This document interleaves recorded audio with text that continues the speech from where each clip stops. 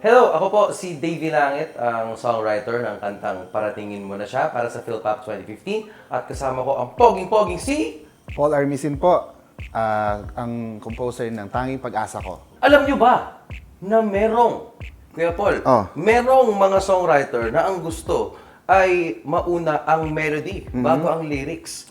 Kaya nandito tayo Para naman i-explain na pwede ring magsulat ng kanta na una naman yung lyrics. So, kasi wala namang formula yan Tama eh. yan. So, minsan melody, minsan lyrics. At yun ang aming i-explain sa inyo right now. Lyrics muna.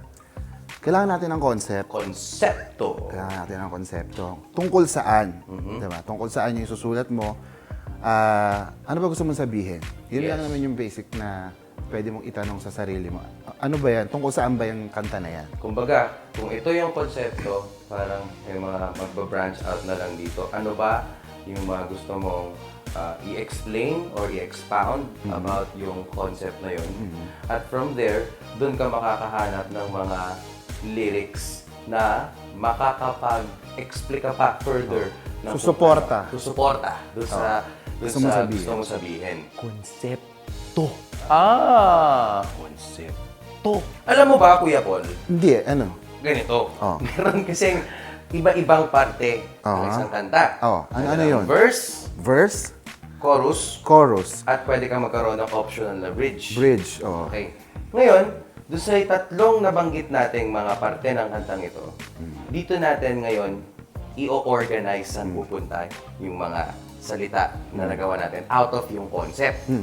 So, ano ba ang pinaka-gusto mong sabihin sa kanta? Yun ay ilalagay mo saan? Sa chorus dapat. Chorus! Kasi yun yung pinaka-puso ng kanta mo. At syempre, lahat ng ikukwento mo tungkol dun sa sasabihin mo sa chorus ay ilalagay mo sa verses. Sa verses. Sa verses. At kung meron ka pang nais i-stress pa patungkol dun sa chorus mo, saka ka magkakaroon ng bridge. Yung mga verses, yun yung susuporta doon sa idea mo doon sa chorus. Yes. Para rin ako kasi minsan, problema ako sa second verse. Sa second verse kasi parang nangyayari, inuulit ko lang yung sinabi ko sa first verse. Kaya ang ginagawa ko, ina-outline ko na. Verse 1, gusto ko kasi gusto ko dalawang verse.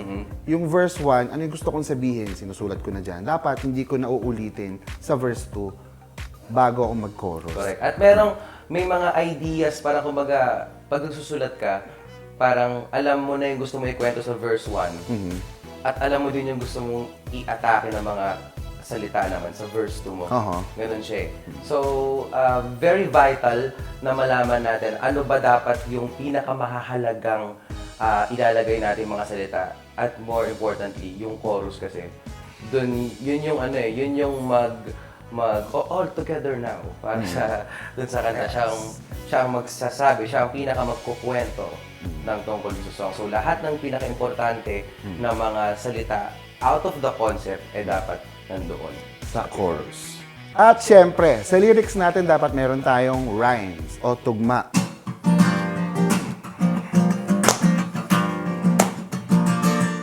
Gitara, sa kama, pisara, tadhana, wala na. break it down, y'all. Pero yun daw, kasi meron minsan pinipilit yung rhyme, nawawala na yung, hindi na siya logical yung line niya. So parang meron ako narinig maganda yung sinabi niya, sabi, do not substitute rhyme for reason. Yes. So dapat, andun pa rin yung thought nung sinasabi mo sa linya, kapag ginamit mo yung rhyme. Doon papasok yung tinatawag nilang wordplay. Kasi malalaman na yung knowledge mo about the language, paano mo lalaruin yung mga salita para it will come up with perfect sense pa rin dun sa mga lyrics mo. So again, from the content to the rhyming, lahat dapat in sync yan. And dapat nagkakaroon ng tamang kahulugan sa lahat ng gusto mong sabihin sa kanta. Yun na yun. Tugma, rhyme. Tugma! Sana po may natutunan kayo sa paggawa ng kanta at sa pagsusulat ng lyrics. Yeah. Sisimula tayo sa kanta natin dapat may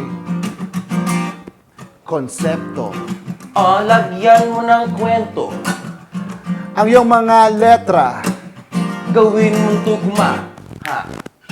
tapos i-edit mo. Rewrite. May hit ka ng kanta. Break it down, yeah.